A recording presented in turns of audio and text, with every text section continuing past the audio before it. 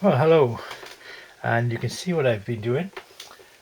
I have gone and upset a lot of Matchbox collectors who don't like to make Matchbox kits by making a Matchbox kit.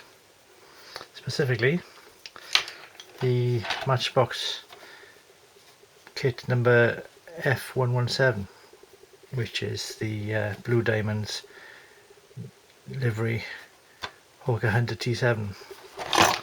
You had the option to do the Mark F6, but you can't ignore doing that. I've done a box review on another video which I will link at the end, but yeah, I've gone and built it, or ruined it depending on your opinion of building Matchbox kits.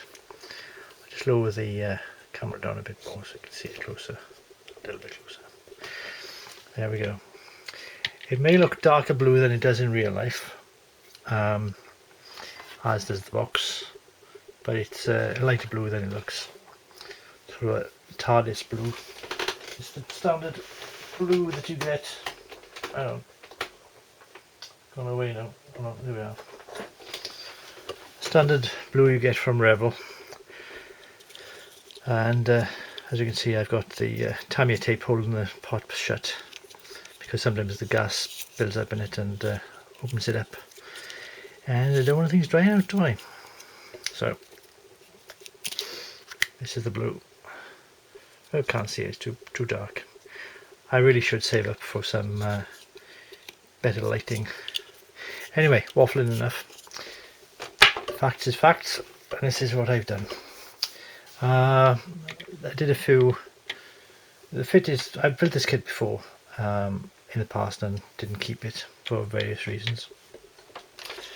But the fit is not too bad. I've done a bit of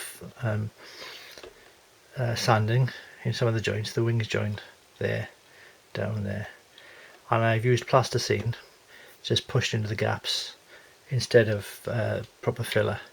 It's an alternative to real filler, and plasticine can be quite sticky in itself sometimes, so depending on the brand. So I put filler plasticine in there and simply painted over it. Pardon me, a bit of belching.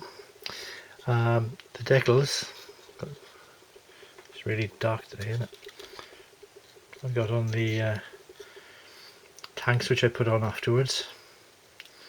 Then I put the did a bit of a mistake. I put the tanks on before the wheels, and so I ended up putting the wheel doors and the carriage doors on afterwards, using the tweezer in this sort of way, you know, carefully shaking hands, shaking in it.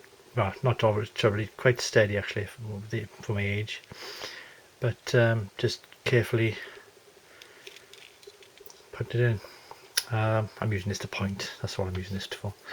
But if you want to keep your hand steady, somebody can put your finger there, so you get more control. It's a way of steadying your hand rather than having it out in the air to do it like that. Put this finger there, just more of a steadying, especially if you're painting small parts with the end of a cocktail stick.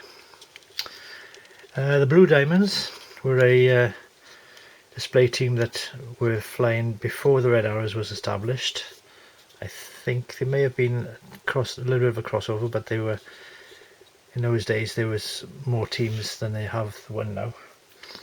The Blue Arrows, not the Blue Diamonds, the Black Arrows, the Yellow Jacks, and various other ones.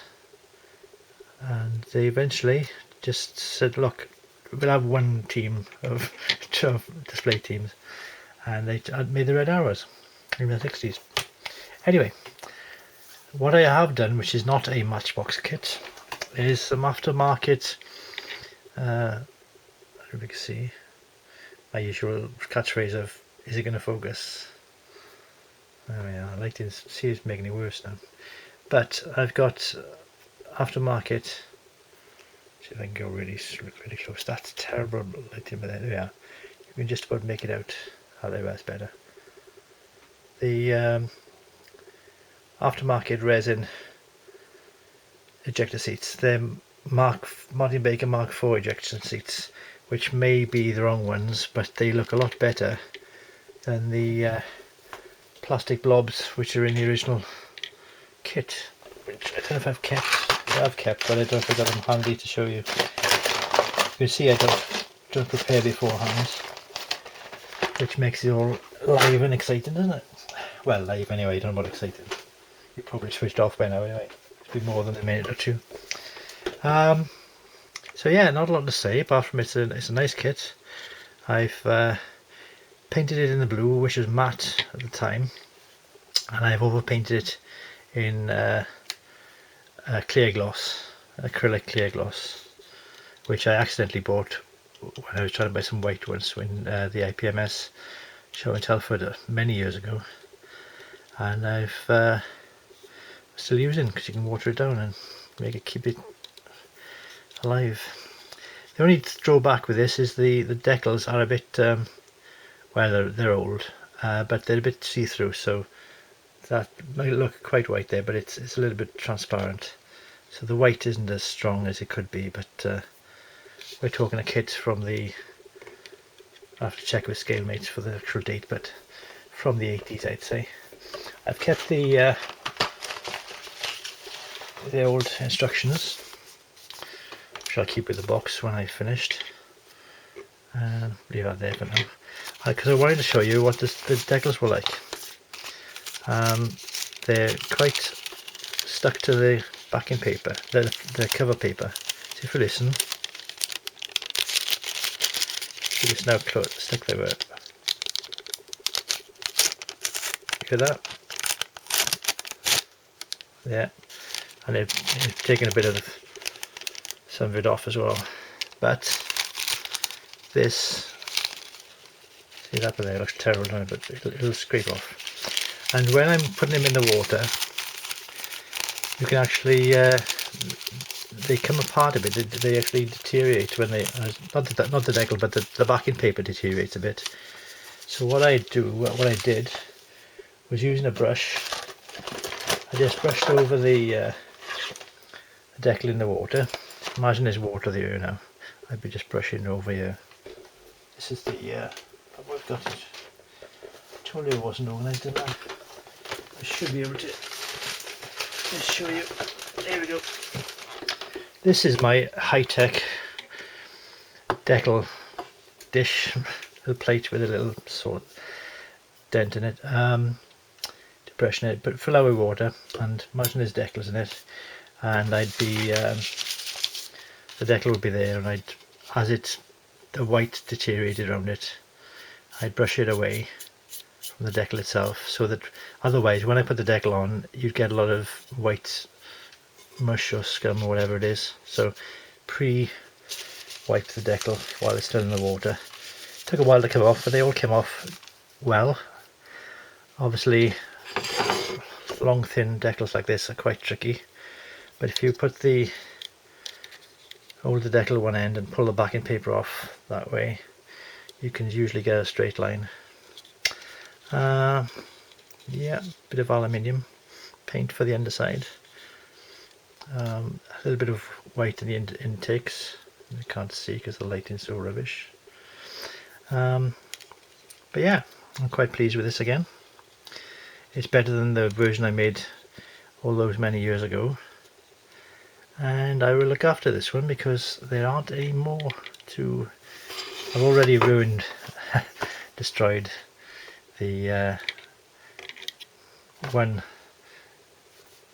Matchbox kit, so I've upset enough people as it is, those who collect things. I think I might keep the box as it is for decorative purposes, and if you're inside is the remaining alternative front end with some alternative paint I was testing.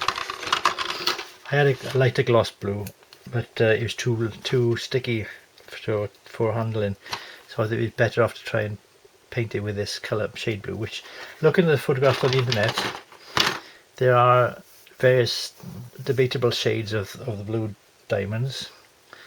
So I've gone with this darker one than the one which was used as a display aircraft recent years. They painted a T7, which was still flying at the time, as the blue diamonds. Keep on saying Blue Angels. That's the US Navy, and definitely not a Hunter. Anyway, waffling as usual. Nice little control panel decal on there. Don't you quite see that? Is that going to show up? Just about. But nice clear glass after all these years, and easy to paint canopy frame, and they even had a gun on it. Although it was a trainer, they were training people to fight, obviously, and they kept that on because, well, no reason to take it off. Anyway, I'm taking longer than I need to. I hope nobody's too offended that I've built a Matchbox kit, but in my opinion that's what they're for, and I try and do the best job, and there we are. Alright, that's a long video today, and that's it. I'm not going to go any further. I haven't got any any punchline at the end of it. There you go, the Matchbox's Hawker Hunter T7 in the livery of the Blue Angels. Not Blue, see, I've done it again, right? Blue Diamonds. Blue Diamonds, mate. Diamonds. You know, bit of a roll there. Coming in, a bit of a wag your wings. Coming under. I should have a green dot here so I can do a bit of a homage to last week's Oshkosh as I film this. Right, enough. Bye bye. Ta-da.